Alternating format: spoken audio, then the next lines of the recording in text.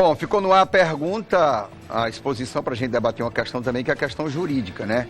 Uma ofensa pela rede social, uma injúria, uma calúnia, uma difamação, tem rendido processos e os juízes estão pesando na sentença valores assim de 15, 20 mil reais, é uma coisa assim, né? Então, você até comentou no intervalo que quiser relatar a sua experiência. Tem essa briga de oposição, situação, a gente, fim das vezes, fazendo debates mais acalorados, né?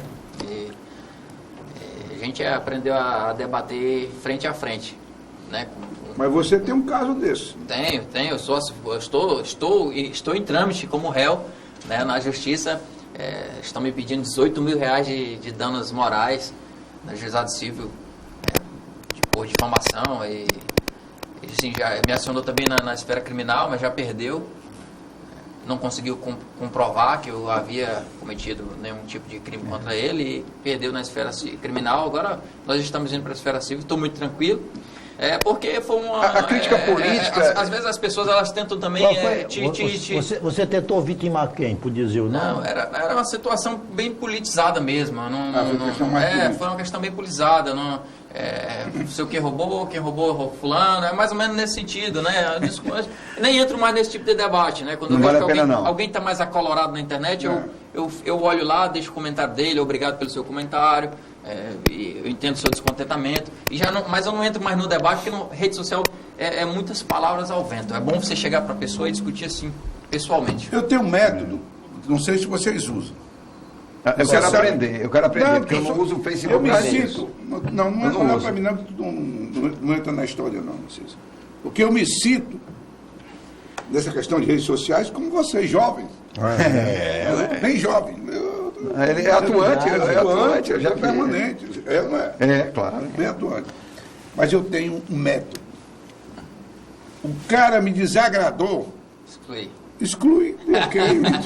É o que eu faço. Você dá uma afastada, assim. Você já afasta, não está na minha linha editorial, eu tiro. Eu não sei quais os propósitos da vida de vocês aqui. Por quê? Mas sei os propósitos que eu tenho para aproveitar da presença de vocês. Com certeza. Eu quero saber a origem, o DNA político, as pretensões de vocês. Eu ia deixar para o terceiro bloco, mas você já entrou. E aí, eu vou trazer aqui Ele é Tucano do bico duro. Duro. Então é muito raro. O Jefferson é muito raro, porque geralmente o tucano tem um bico mole. Humanista. Não, porque hoje os tucanos estão divididos em bico mole e bico duro. Viu? Não. Mas eu vou fazer as previsões de Antônio Gramsci, de quem eu não sou fã. Mas você cita com muita constância. Sim, mas uma frase dele que naquela época era bastante atual e hoje me parece bastante atualíssima. Achando que ele é um adepto. Ele se reportando na política, ele dizia: o velho está morrendo e o novo ainda não está nascendo. Eu pergunto. Vamos começar pelo Jefferson.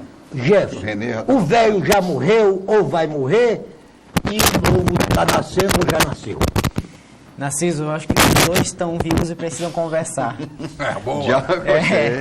E eu espero que isso aconteça logo. Porque a gente está perdendo muito rápido a capacidade do diálogo. E a capacidade do diálogo verdadeiro é aquele que eu sento e digo: Osmi, e aí, me diz como é que vai ser? Que você já viu. Qual é a sua tua visão? Qual é a sua visão? Porque o natural da inquietação da juventude é que o jovem é inquieto e ele quer mudar. E o natural do jovem, que é o jovem de ideias, eu não lembro quem foi o autor, mas o melhor conceito de juventude que eu li foi: quando você é jovem por genética, você tem o vigor, a vitalidade. Quando você é jovem por ser adulto, é porque você está jovem nas ideias. Porque quanto mais se estudou e se aprendeu ao longo da vida, surge aquela necessidade de dizer: bem, agora eu compreendo, agora dá para executar. Se a gente pudesse pegar e fundir os dois, a gente conseguiria resolver muita coisa. Mas dá para melhorar a partir do diálogo. Tem uma coisa que para mim hoje eu tenho 23 anos de idade, genética, biológica, e não sei quantos anos eu tenho de mentalidade, porque eu busco sempre aprender com as pessoas que estão ao meu lado, de várias idades. Deixa eu fazer uma observação, Narciso, até em cima da sua pergunta e do que o Jefferson brilhantemente acabou de responder. Eu vejo, depois gostaria de ouvi-lo, eu vejo o seguinte: nós temos que manter, como ele disse, um diálogo permanente entre o jovem, até para nós dizermos a vocês onde falhamos. Onde falhamos. Dizer para vocês por que não conseguimos entregar um país que nós sonhamos para os nossos filhos, netos e bisnetos. Onde erramos? E os nossos erros, todos nós cometemos, a classe política brasileira, de uma forma geral, cometeu contra esse país, vocês não podem repetir. Vocês precisam ver e não repetir esses erros. E ir para outros caminhos. Esse é o grande diálogo que nós temos entre os jovens e nós mais velhos. Nós não somos excludentes, ao contrário. Nós podemos fazer a fusão e tentar construir um futuro melhor. É o ideal. Você apenas reforçou o ponto de vista do Gerson. Mas não é isso, mas eu não disse que brilhantemente ele respondeu. Te agradeço. Eu já vou ser um pouco mais agudo.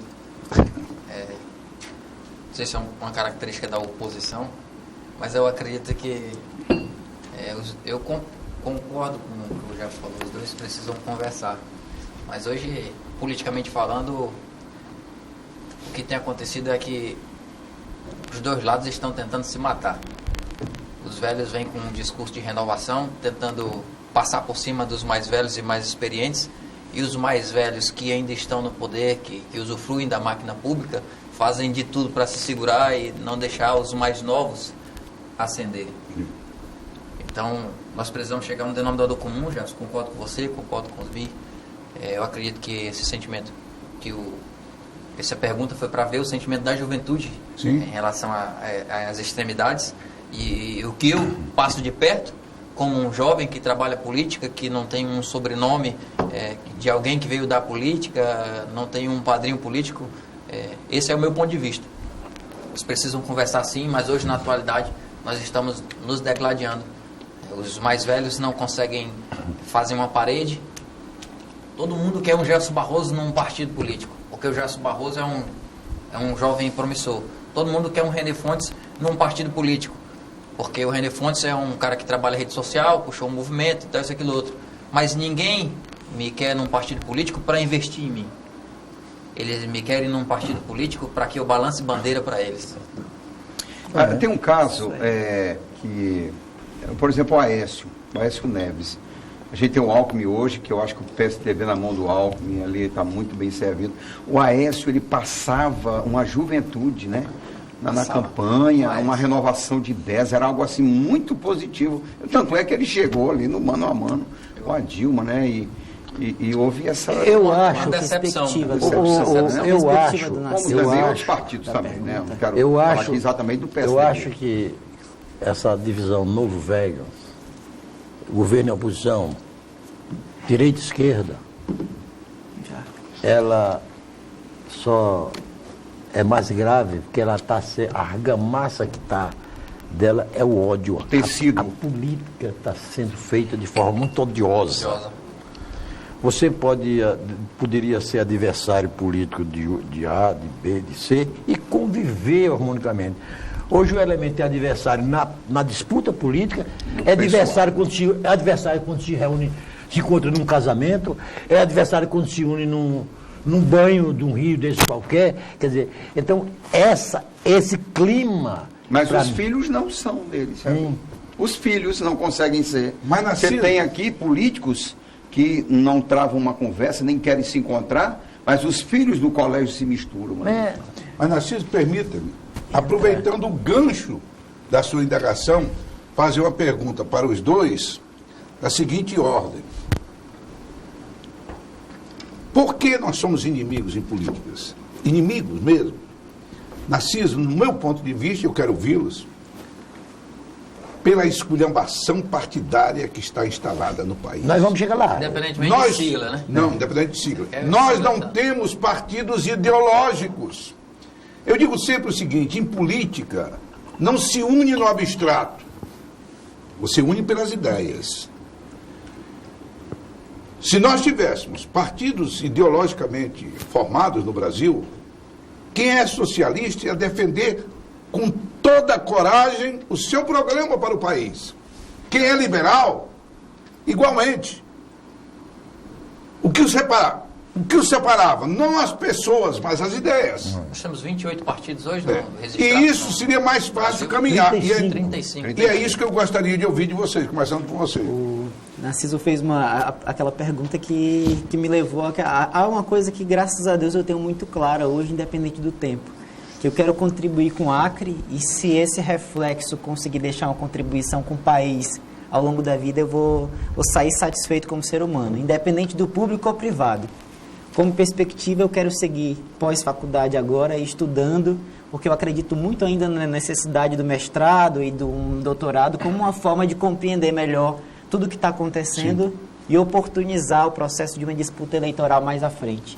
Mas não desistir do público, mesmo porque, por conta da acomodação de alguns, eu acredito também que nós abrimos espaços para perder bons desenhos da democracia. Bons desenhos que a gente poderia redesenhar. Na fala do Narciso me lembrou muito uma frase quando perguntaram pro Mandela, após todo aquele período da apartheid, o sentimento que tinha mudado de um país com uma característica forte militar, mas ao mesmo tempo de luta. E ele diz que há duas coisas, que se você aprendeu a odiar, você também pode ser ensinado a amar novamente. E ele diz que ainda, acho que a gente está vivendo esse momento no país, esse momento do ódio contra o outro, e que é um ódio que é, na maioria das vezes, pela necessidade de garantia dos meus privilégios para que você não alcance os seus, que fez com que a gente tivesse essa política brasileira ainda mais dividida, mais fragmentada, e que a união do ponto comum, que deveria ser o benefício da nação, não está encontrando.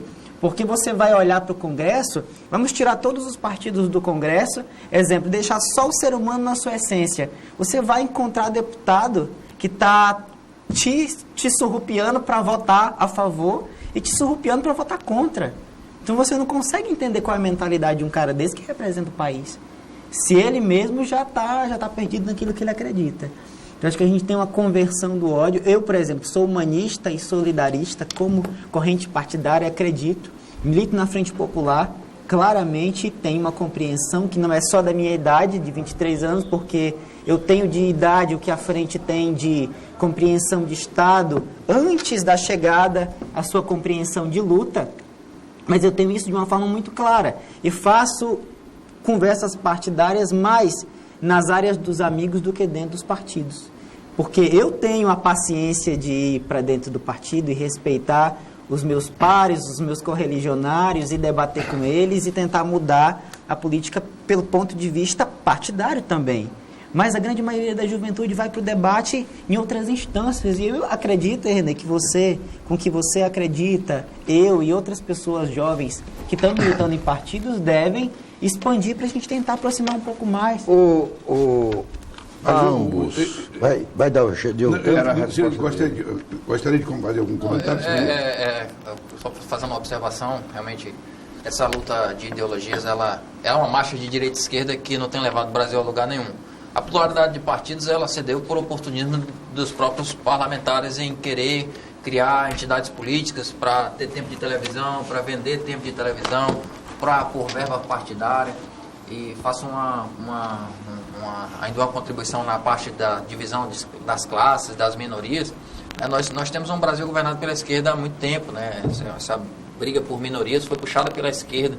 Essa questão de pretos, que era a defesa dos negros, né? Dos pretos, mas na verdade se tornou uma luta que fez com que o Brasil virasse um fla-flu e prejudicou muito o nosso país. Os negros contra os brancos, os homossexuais contra os heterossexuais. E a gente foi naquele discurso de esquerda de minorias, mas na verdade era um discurso de superpoderes.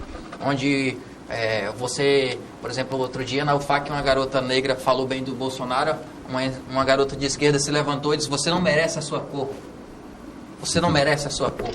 Então esse tipo de discussão realmente não tem levado o Brasil a lugar nenhum. E quanto à questão do Fla-Flu, Eu sou totalmente contra. Faço política com ideologia de centro, mais voltado para a direita. Eu acredito que nós que estamos no centro, nós observamos bem o lado humanista da esquerda, mas nós não podemos deixar também de observar que a esquerda e o seu sistema econômico é prejudicial para o Brasil. Então nós também analisamos ali o capitalismo e o liberalismo, mas que também o capitalismo apresenta um lado cruel. Se você não trabalhar, você não come, que é a meritocracia apresentada nos Estados Unidos. Nós temos que ter, sim, esse lado humanista, né? Eu acredito nisso como ideologia, mas eu puxo mais pelo lado liberal, não por mim individual, mas pelo Brasil, que eu ainda acredito que nós podemos ser uma potência econômica. Aliás, o PSDB coloca sempre que você não tem que ter nem governo de menos nem de mais, tem que ter o necessário. O necessário, o Estado necessário. Ouviu, Narciso? Está coçando a língua. Eu tenho uma dificuldade muito grande para rotular. A gente veio aqui falar de redes sociais, mas a política... Mas era isso que o Narciso queria, ele faz parte do nosso... Você não viu que ele puxou? Eu tenho muita dificuldade para sair botando rótulo das pessoas, esquerda, direita. Até porque a origem dessas duas denominações não tem nada a ver... Na Revolução Francesa. Não tem nada a ver com a ideologia, a posição que um incentava uns e outros. Agora, mas já que essa linguagem continua predominando, nós estamos à véspera de uma sucessão presidencial. E nós assistimos hoje, se a eleição fosse hoje, aí sim, essa divisão extrema-esquerda e extrema-direita chegaria ao segundo turno. Não vamos ocultar a realidade. Tapar o sol com a peneira. Então, já que predomina essa extrema-esquerda e a extrema-direita, porque não há uma predominância ou se é uma irresponsabilidade do centro, porque se existe extrema-esquerda e direita, porque esse centro é tão irresponsável a ponto de a maioria do povo ser de centro, porque é que nós iríamos levar dois extremos. Eu posso responder. Que bom, depois eu gero. Posso responder. Sim. O centro, as pessoas de centro-direita, elas têm uma característica ruim. A esquerda, eles defendem uma mentira como se fosse verdade. Nós que estamos no centro, ou a característica das pessoas que estão no centro, elas possuem uma verdade, mas elas não querem se desgastar falando ela. Elas não querem se comprometer falando aquilo. Eu não vou entrar nesse debate, eu não vou perder meu tempo com isso. Elas se acham... É centro mesmo. Eu não vou perder meu tempo discutindo com um esquerdista, eu não vou perder meu tempo discutindo com extrema-direita, um cara que puxa para a ditadura de novo. Eu não vou discutir com isso, aí o cara fica ali. Então, o centro, falta ímpeto. O ímpeto que a esquerda tem e o ímpeto... Tesão. Isso. A esquerda tem um ímpeto extraordinário, que é algo que nós precisamos, nós de centro, precisamos, eu admito isso, precisamos desse ímpeto para falar as nossas verdades com a mesma imponderação que eles falam, às vezes, as mentiras deles. As pessoas de direita agora, elas vêm com um discurso extremista já mais pro lado de ditadura, de tortura, isso daí também já tem prejudicado também o país. Mas eu acho que se dá hoje a briga das duas extremidades porque apenas somos dois que se combatem. O centro fica assistindo. E é por isso que ele hoje não apresenta os pleitos. Agora sim, quanto à questão dos dados de eleição, se você fala de extrema esquerda com Lula, ele apresenta sim o maior índice, né, de aceitação, mas ele, pela rejeição, seria quase que impossível Lula ganhar as eleições de 2018 para presidente, se ele chegar lá. Não foi isso que disse na pesquisa da Folha de São Paulo. Tem uma rejeição extraordinária, Lula, né? Lula tem uma rejeição extraordinária, as pesquisas mostram isso. E voltando para a rede social, não em pesquisas oficiais, como Datafolha e essas outras aí que a gente já conhece, é o Bolsonaro. Em rede social, quem ganha disparado é o Bolsonaro. E aqui é o Coronel Ulisses. E aqui, não, o Coronel Ulisses vem ascendendo bem. Mas ainda não é Coronel Ulisses. Eu acho que ainda está pareado ali entre Marcos Alexandre e Deixa eu fazer uma Gladys ligeira Camelli. parte a você. Primeiro, eu acho que, a essa altura do campeonato, qualquer pesquisa não reflete absolutamente nada. Esse é um momento. Os candidatos, inclusive os candidatos de centro, não apareceram. Né? Aí daí esse jogo entre a esquerda e a extrema-direita. Na hora que surgirem as candidaturas, é que vamos começar realmente a definir regra do jogo. Aqui no Acre, eu já vi candidato com 60%. Né? Mesmo nas eleições de 74. 90, que eu participei, tinha um candidato com 60%. Mais de 60%. Eu era o segundo com 11% para governador do estado. Isso 90. E o Edmundo Pinto vinha em terceiro com 4% e o Jorge Viana com 3%. Aí dois da cabeça. Abre as urnas, tudo invertido. Isso é muito complicado, isso aqui. Né? É muito complicado a gente pensar que... Que prejuízo o Acre não teve... Sim. Por não ter Vossa Excelência. Você como governador, né? No mínimo teria uma pessoa lúcida. Jefferson, é com você a palavra. Eu acho que a nossa compreensão, eu nasci na sua juventude, coloca isso bem, tem que tirar esses rótulos de esquerda, de direita e de centro. O judiciário faz isso bem na compreensão quando pede numa candidatura para você homologar um plano de governo que, por conseguinte, vai ser um plano de gestão. Você vai governar um município, um estado ou um país por aquelas considerações. E se jogar o plano de governo quando ganha numa tabela e for tentar extrair deles aquilo que tem de melhor e de pontos falhos, você realmente vai tirar essas barreiras do que é esquerda, do que é direita, do que é centro, porque para quem não está militando, mas está recebendo todos os reflexos da sociedade, você está um exemplo das pessoas, alguma tia minha, pessoa simples, que não está militando, mas que está no seio da sua casa todo dia, para ela o que importa é que o país funcione. E na hora do voto, ela vai votar naquele que ela acreditar, em grande maioria no macro, é assim, quando joga para as proporcionais, você tem uma diferenciação disso para formar um parlamento, mas você que é a figura de um líder que garanta a governabilidade do país, os seus avanços e o seu desenvolvimento. Isso aí entraríamos em uma antecipação do processo eleitoral, fazer essa avaliação no final do ano. Mas eu faço uma correção, porque é uma correção até relacionada à esquerda, na consideração de que esquerda é esquerda, pela fala do René, que nós vivemos num Brasil continental, num país que cada estado tem a sua vocação e as suas diferenciações. Então, quando se fala dessa questão, eu, por exemplo, sou neto de seringueira por parte de pai e de mãe. Meu pai é um cabra moreno e minha mãe é uma pessoa branca, e eu nasci pardo. Tenho muito orgulho disso. Tu és pardo? Eu sou pardo. O meu registro é pardo, eu sou pardo. Está no registro, Eu sou pardo. Segundo também. A moça do cartório, eu sou pardo. Pra mim, tu é branco. Oi, não, eu sou pardo, ó. Pra mim, tu é amarelo. Não, amarelo. Então, isso é... Eu sou o quê, hein? Tá ouvindo, então, se esse rapaz é E você vai ver o contexto social de tudo isso e ver que o reflexo do ser humano que eu estou me tornando depende sim dessas características, René. Sim. Dessas diferenças e também dessas correções. Eu acho que elas precisam porque se eu não tivesse tido determinadas oportunidades e passado na Universidade Federal, tivesse não opcionado cursar na Federal e ir para uma particular, e observado que a maioria das pessoas que se formaram comigo fazem parte de um programa de financiamentos de oportunidades, eu não estaria considerando que ali tinha um ajuste.